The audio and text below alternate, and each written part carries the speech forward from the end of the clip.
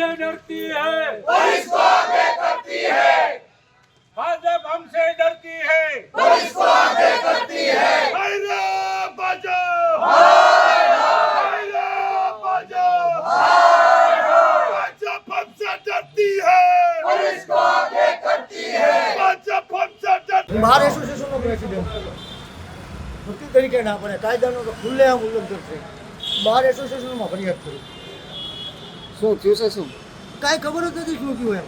આજે સવારમાંથી બધાને ફોડ તોડ પાડની રણનીતિ ચાલતી હતી અને લાલભાઈ સક્ષમ નેતા છે એટલે એને ખોટી રીતે દબી દેવામાં આવે તો એને કોર્પોરેશન જીતવી હોય, પક્ષવાળાએ કોર્પોરેશન જીતવી હોય એટલે જ આ બધું કરે.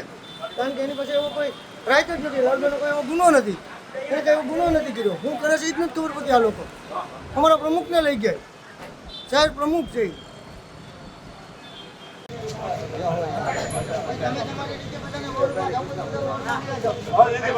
બે મિનિટ તમારે બધાને વોરમાં જવું હોય તો વોરમાં જઈ શકો છો. આપણે એસપી સાહેબને વિડીયો આપી દીધા, જેના નામની આપણી ઉપર એફઆઈઆર કરાવે છે એ ભાઈએ ખુદે એમ કીધું છે કે હું તો ફરવા ગયો છું. એની હારે જેટલા 8 જણા છે એને આટે આપ્યું છે કે ભાઈ મારું કોઈ અપહરણ થયું નથી.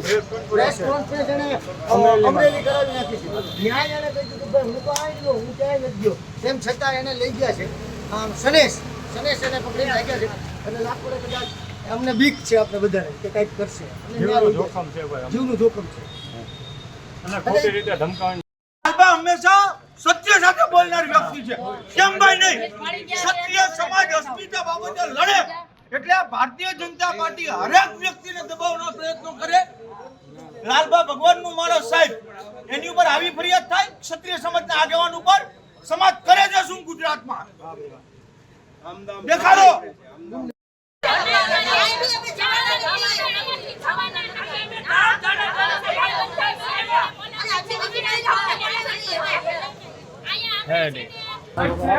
કોંગ્રેસ પ્રમુખની ધરપકડ કરવામાં આવી છે. લાલભાઈ શું કહેશો? તમારી લોકશાહીનું ખૂન કહેવાય એમ. અચ્છા, પોલીસનો ડર લાગ્યો દુરુપયોગ એટલે થઈ ડર રહ્યો વધી છે. ગયો ને કોંગ્રેસથી. એટલે ખોટી રીતે ફસાવાની વાત છે આ. અચ્છા લાલભાઈ શું કહેશો? પોલીસ મળેલી છે, ડી ડિવિઝન પોલીસ. કાયદો કાયદાનું કામ કરશે. હવે બધા મળેલા જ છે, બધાને ઈ ખુલ્લા લાલભાઈ કરશું. પોલીસ છે તે ફોન કરી રહી હતી લોકોને. ત્યારે જ ન્યૂઝરૂમ ગુજરાતની યુટ્યુબ ચેનલને સબસ્ક્રાઇબ કરો અને ઇન્સ્ટાગ્રામ અને ફેસબુક પર ફોલો કરો. અપડેટ રહો, સત્યની સાથે રહો.